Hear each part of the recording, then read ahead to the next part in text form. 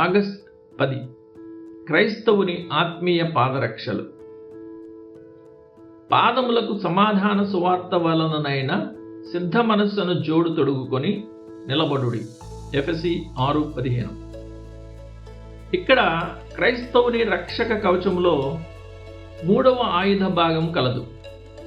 ఇది అతడు పాపముతోనూ అపవాదితోనూ యుద్ధము చేసినంత కాలం తన పాదాలకు ధరించుకోవడానికి రూపొందించబడిన ఒక ఆత్మీయ పాదరక్ష లేదా జోడు. పాదములకు సమాధాన సువార్త వలనైన సిద్ధ మనస్సును జోడు. ఈ పాదరక్షణ గురించి లేఖనాల నుండి 3 విశిష్టమైన అంశాలను మనం అధ్యయనం చేద్దాం. 1. సువార్త అంటే ఏమిటి? 2. సమాధానము అంటే ఏమిటి? 3. ఇక్కడ పాదములు అనే పదం దేనికి సూచిక? అలాగే సమాధాన సువార్త వలననైన సిద్ధ మనస్సు అని దేవుడు అందించే ఆ కృప ఉద్దేశం ఏమిటి? మూల భాష అర్థం ప్రకారం సువార్త అనగా శుభవార్త లేదా మహా సంతోషకరమైన వర్తమానము అని భావము. సాధారణంగా లేఖనాల్లో ఈ పదం క్రీస్తుకు మరియు ఆయన రక్షణ సత్యాలకు ప్రత్యేకించబడింది.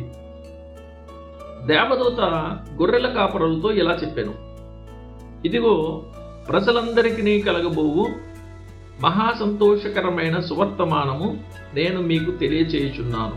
లూకా 2:10. ఆ తర్వాత అతడు కొనసాగిస్తూ, దావీదు పట్టణమందు నేడు రక్షకుడు మీ కొరకు పుట్టియున్నాడు, ఈయన ప్రభు అయిన క్రీస్తు. లూకా 2:11.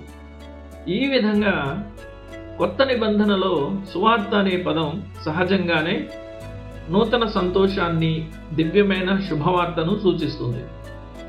ఇక్కడ కూడా మనం అదే భావాన్ని తీసుకుందాం.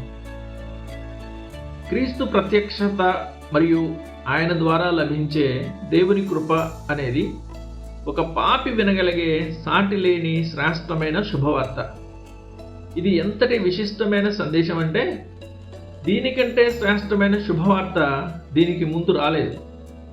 దీనిని పొందిన వానికి ఎలాంటి దుర్వార్త దీని తర్వాత రానేరదు.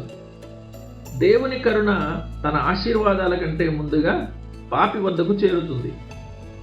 దేవుడు మమ్మును కరుణించి మమ్మును ఆశీర్వదించునుగాక.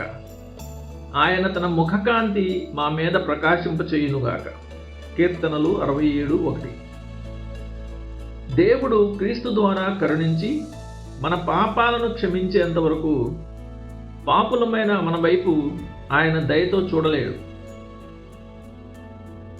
సువార్త కృప అంటే క్షమించే దేవుని కరుణ. మన ఆశీర్వాదాలను రక్షణతో ముద్రించి చెల్లుబాటయ్యేలా చేస్తేనే తప్ప అవన్నీ కేవలం అచ్చుపోసిన ముడివెండి, బంగారు కడ్డీల వలె నిరుపయోగంగానే ఉండిపోతాయి. క్రీస్తు మన కొరకు సమాధానం చేసేంత వరకు దేవుడు ఏమాత్రం దయా సంకల్పాన్ని కనపరచడు. ఆయనకిష్టమైన మనుషులకు భూమి మీద సమాధానము కలుగునుగాక. లూకా 2:14.